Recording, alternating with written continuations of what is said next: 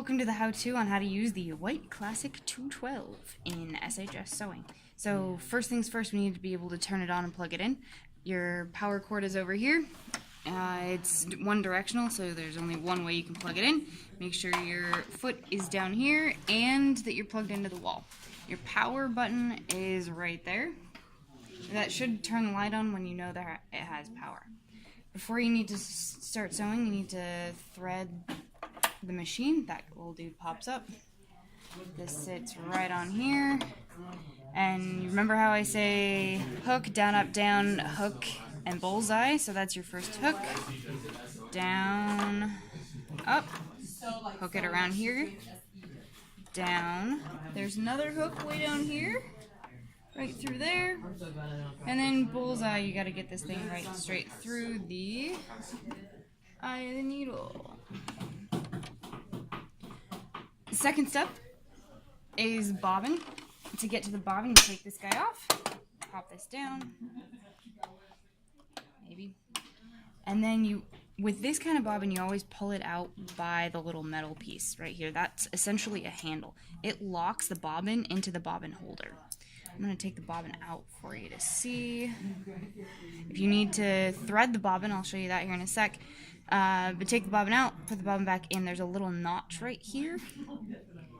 Put the bobbin thread right through there, pull it, and so it gets into that notch. There's a little arm sticking up here, so when you grab this, that arm notch needs to be aligned with that notch up at the top.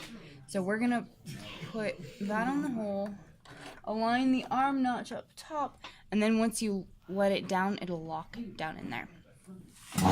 Next thing you need to do is get this back up to the top. So we're going to use our needle crank right here and hold on to your top thread. This is the top thread that I already pulled the needle through.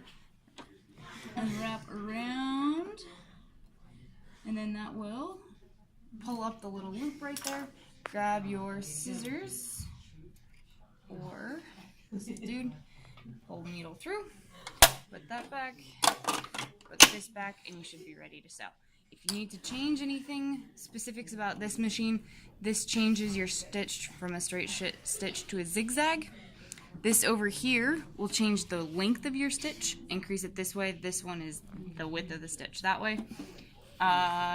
This guy up here is the tension. Sometimes if it's pulling one way and all the thread ends up on one side instead of the other, you need to adjust the tension, and this is foot pressure.